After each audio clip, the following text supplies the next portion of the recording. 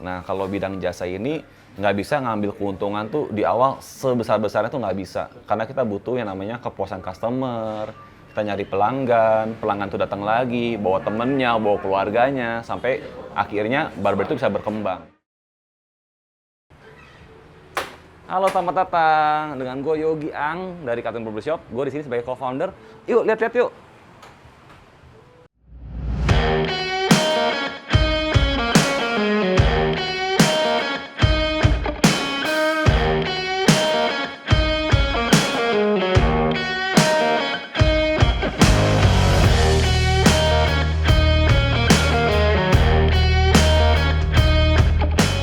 Nah, dulu tuh kita pernah nggak kepikiran sama sekali untuk bikin barbershop sebenarnya.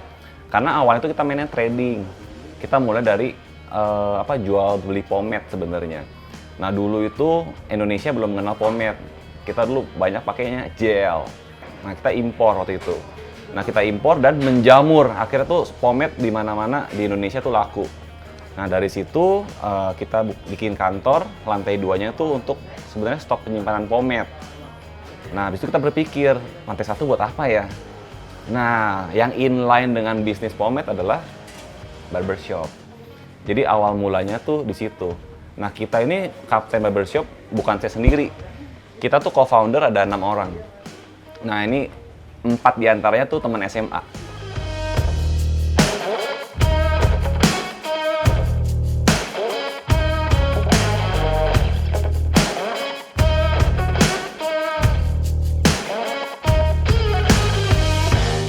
Awalnya itu di 2015 kita buka sendiri, lalu kita untuk mengembangkan cabang itu awalnya kita nggak fokus untuk di barbershopnya. Seperti saya bilang tadi kita maunya di pomade sebenarnya. Kita mulainya bukan di franchise malah tapi dari teman ke teman. Oh, temennya mau buka cabang, kita persilahkan gitu dengan sistem waktu itu 50-50. Nah, dari situ kok rame. Buka lagi, teman mau lagi, teman mau lagi, teman mau lagi. Jadi sekarang itu dari 44 cabang, yang punya sendiri itu cuma 8. Sisanya itu kita kemitraan. Nah, tapi kemitraan kita ini bentuknya adalah kemitraan terpimpin. Jadi mereka tidak ada hak sama sekali untuk ikut campur dalam usaha. Jadi semuanya, manajemennya itu diatur sama pusat.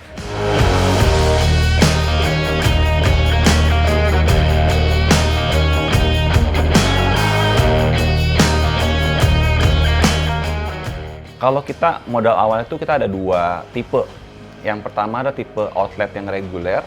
Kalau yang kita nih saat ini nih di outlet premier. Jadi lebih mewah gitu ya. Nah, kalau untuk yang reguler itu kita di angka 350 juta. Kalau yang premier di angka 550 juta di luar sewa. Gitu. Nah, itu semua udah kita atur dari interior, dari peralatan, dari SDM, semua kita yang atur. Gitu. Awal itu kita cuman ada 8 karyawan.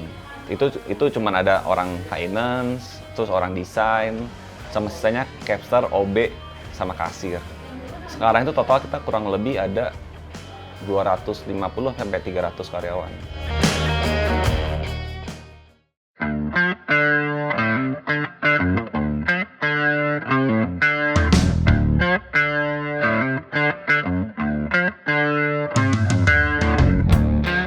Kita penerimaan capster yang sudah berpengalaman. Nah, itu kita langsung training di training center di Pasar Baru. Kita latih kembali SOP-nya, terus attitude-nya. Karena kalau kita lihat di Cutting Barbershop itu yang diutamakan tuh attitude. Jadi dalam menyambut customer-nya, terus ajak ngobrol customer-nya, ada batasan-batasan apa yang boleh diobrolin, ada yang nggak boleh diobrolin. Misalkan lagi ngobrol, lagi nyukur, gajinya berapa Pak sebulan, itu kan nggak etis ya. Itu sampai hal-hal kayak gitu tuh kita ajarin. Tapi butuh jam terbang. Nah, jam terbang itu kalau sampai mau kayak sekarang kurang lebih harus motong 300 kepala. Tapi nggak di outlet ya. Kita nggak pernah mau untuk customer kita dijadiin tes gitu loh. Jadi benar-benar dia udah bisa, dia punya jam terbang baru kerja gitu.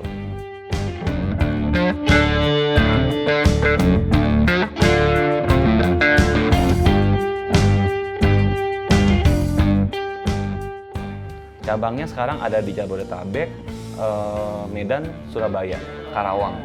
Nah iya, pengennya sih jadi brand nasional kan. Kenapa? Karena kalau misalkan kita ngelihat Indonesia itu, kalau dibanding luar negeri, cukurnya tuh murah banget.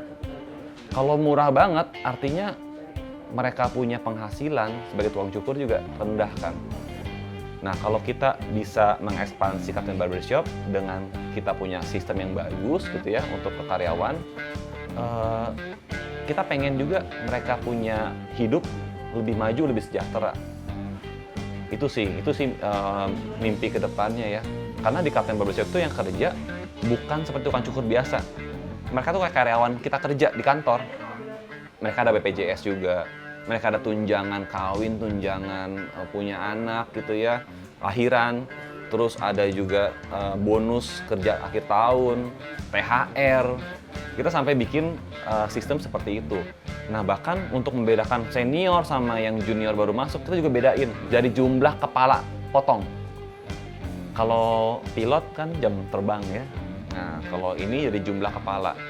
Kalau misalkan dia Rocky, dia 1 sampai 1000 kepala gitu. Nanti dia ada Grandmaster, berapa puluh ribu kepala gitu. Nah, dia punya gaji berbeda, dia punya komisi berbeda, dia punya tunjangan beda, ada uang makannya, ada uang transportnya, sampai seperti itu.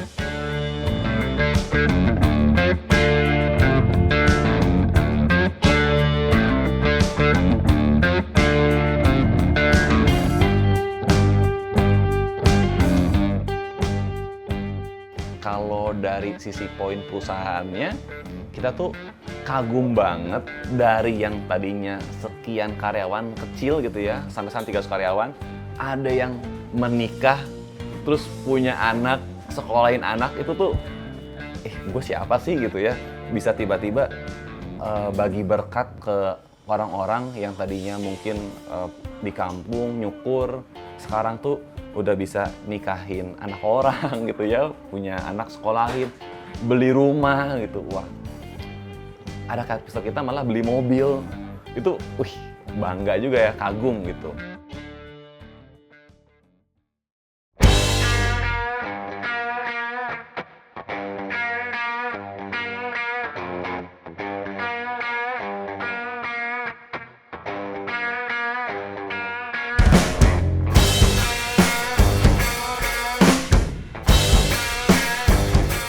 Ini dari pengalaman. Kenapa? Karena kadang orang lihat dia kerja di kita, habis itu dapat tawaran dari luar, kan wajar ya. Kita di dunia kerja bajak membajak gitu ya.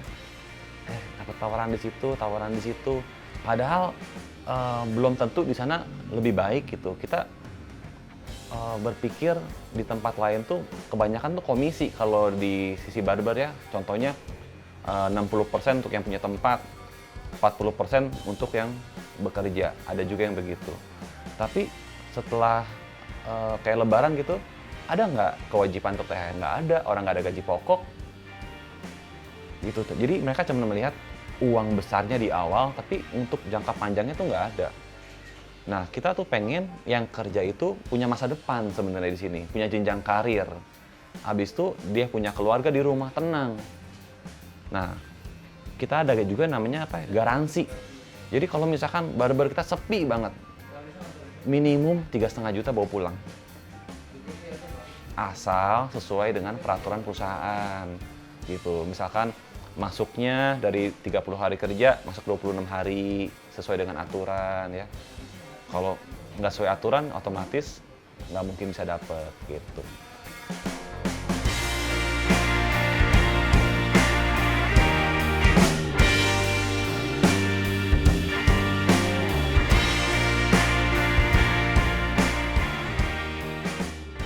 Jadi kalau saya tuh punya pandangan, kalau misalkan bisnis itu tidak ada kompetitor, itu tuh udah kayak warning.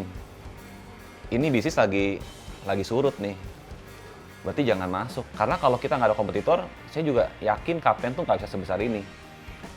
Gitu. Karena ada kompetitor, kita ngerasa, dia bisa lebih maju, kita pengen lebih maju lagi. Dia baik, kita pengen lebih baik lagi. Kan begitu ya. Nah, jadi kalau misalkan ada teman-teman di luar sana yang mau untuk ikutan ikutan bisnis barbershop, silahkan. Kita pengen banget justru ada kompetitor. Jangan pernah takut, lawan gua kapten barbershop nih, udah 45 cabang gitu ya. Nggak tentu juga nggak bisa berkembang. Banyak kok barbershop yang berkembang, tapi intinya apa sih? Jangan selalu tentang uang. Jangan selalu tentang keuntungan. Kita bisnis barbershop ini masalah relasi. Kita menjalin hubungan dengan customer kita menjalin hubungan dengan para follower kita di sosial media juga. Jadi nggak bisa bisnis tuh seperti zaman dulu. Kita punya kemampuan, bikin aja kecil-kecilan gitu. Sekarang mungkin udah nggak bisa begitu. Kita harus maju juga, ikutan sosmed juga, kita bikin konten juga, kita mengedukasi customer kita juga.